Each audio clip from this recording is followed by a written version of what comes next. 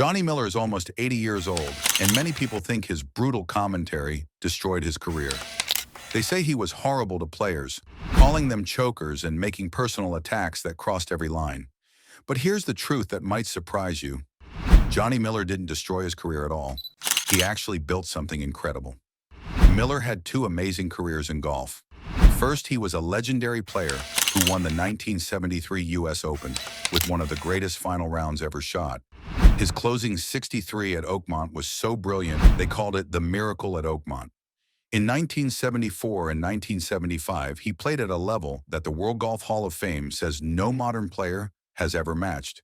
He was an aggressive ball striker with incredible iron play that made him a major champion. But his second career might have been even more important. From 1990 to 2019, Miller worked as NBC's lead golf analyst and completely changed how golf commentary worked. Before Miller, golf broadcasts were polite and nice. Announcers would say pleasant things and never criticized anyone. Miller threw all that out the window. He was the first commentator willing to use the word choke on television when describing a player under pressure. He would call shots dumb if they were dumb. He analyzed swings with brutal honesty that made some players angry. This approach made him famous, but also made him enemies. Let's look at some of his most controversial moments, starting with what happened in 2004.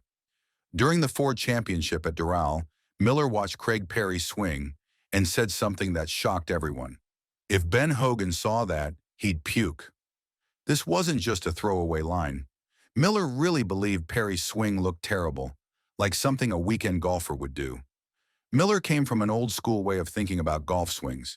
He believed they should look a certain way and follow proper mechanics. Perry's swing went over the top in a way that offended Miller's sense of how golf should be played. The comment was harsh and personal, attacking not just the swing, but comparing it to amateur-level play. But here's where the story gets interesting. Right after Miller made that comment, Perry proved him completely wrong. Perry made it to a playoff against Scott Verplank, and then did something amazing. On the first playoff hole, he hit a 6-iron approach shot from 176 yards that went straight into the hole for an eagle. Perry won the tournament with one of the most incredible shots ever hit. Think about how this moment played out for viewers at home. They heard Miller trash Perry's swing, then immediately watched that same swing produce a walk-off eagle to win a PGA Tour event. It was like watching someone get criticized for their cooking right before they serve a perfect meal. The result spoke louder than any technical analysis ever could. This brings us to Miller's comment about Phil Mickelson during the 2010 Ryder Cup. Miller said, if he couldn't chip, he'd be selling cars in San Diego. On the surface, this sounds like a terrible insult. It seems like Miller was saying Mickelson had no talent, except for his short game. But when you think about it deeper, Miller was actually giving Mickelson an incredible compliment. He was saying Mickelson's chipping and scrambling skills were so otherworldly that they alone could make him successful on tour. That's actually praising someone's abilities as being almost supernatural. The comment had two sides. It questioned Mickelson's long game while celebrating his short game as legendary. What do you think about Miller's approach to commentary? Did he go too far with his honest opinions, or was this exactly what golf broadcasting needed? Drop a comment below and let us know if you prefer commentators who tell the truth or those who stay polite. And if you're enjoying this deep dive into golf history, hit that subscribe button for more stories about the personalities who shaped the game. Mickelson reportedly didn't appreciate Miller's characterization of his play. This shows the tension that existed between Miller's style and how players felt about being analyzed so bluntly on television. Miller believed he was just being honest and educational, but players sometimes felt personally attacked. Miller's most impressive moment of commentary came before the 2006 Ryder Cup. He looked at the U.S. team and made a prediction that shocked everyone. He said this was probably on paper the worst Ryder Cup team we've ever fielded. People criticized him for being negative about his own country's team before they even played. This comment took real courage. Most commentators would never criticize their own country's team so harshly, especially before the competition started. Miller was willing to make this prediction because he saw weaknesses that others either missed or were too polite to mention. Then the tournament happened, and Miller looked like a prophet. The U.S. team got destroyed 18.5 to 9.5 at the K Club in Ireland. It was one of the most lopsided defeats in Ryder Cup history. Miller's harsh prediction proved completely accurate, transforming his controversial comment into brilliant foresight. This moment showed that Miller's commentary wasn't just about being mean or stirring up controversy. He had deep knowledge of the game and could see things that others missed. His analysis was based on real understanding, not just opinions designed to get attention. Miller's commentary style was revolutionary because he spoke as a former major champion. Unlike other announcers who never played at the highest level, Miller had the bona fides to back up everything he said. He knew what it felt like to hit shots under pressure because he had done it himself at the biggest tournaments. His goal was simple but powerful. Miller wanted to speak just like I'm in the living room with you, and we're having pizza, and I'm just letting go. He tried to make golf commentary feel like a conversation between friends rather than a formal broadcast. This approach made him connect with viewers in a way that traditional announcers never could. Miller also saw himself as a teacher. He wanted to give a lesson on TV by explaining what players were doing wrong and why certain shots succeeded or failed. This educational approach helped viewers understand golf at a deeper level than they ever had before. Miller's willingness to discuss pressure and choking was particularly important.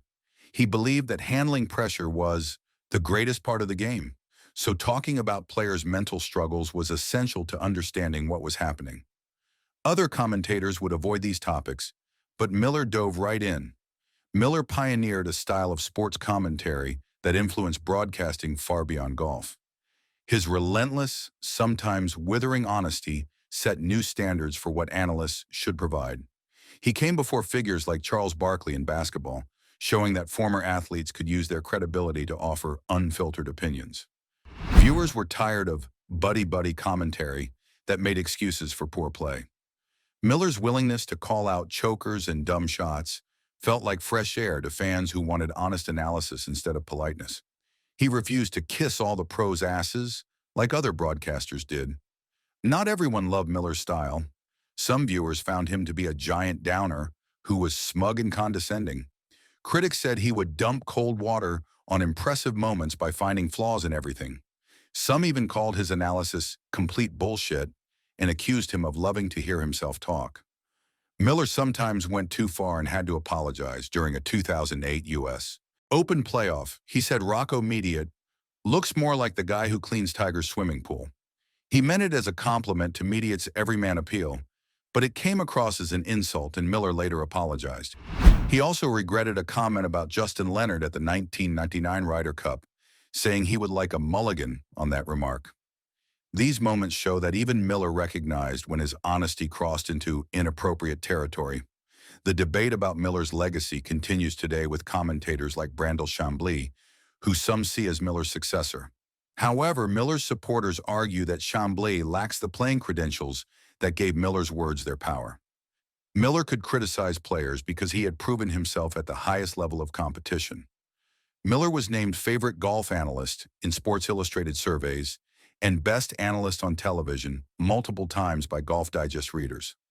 At the same time, online forums filled with people calling his style incredibly annoying and describing him as arrogant. This polarization proves Miller's impact. He forced viewers to have strong opinions about golf commentary in a way that had never happened before. Whether people loved him or hated him, they couldn't ignore him. Ultimately, Johnny Miller was a necessary provocateur who elevated golf broadcasting forever. His honest, analytical commentary forced the entire industry to evolve from polite surface-level discussion to deep psychological and tactical analysis. His perspective was uniquely informed by his world-class playing career, giving his harsh words an authority that others couldn't match. Miller introduced a new standard of candid, unvarnished insight that continues influencing sports broadcasting today. His career proves that a strong, authentic point of view, even a polarizing one, is far more valuable than polite mediocrity.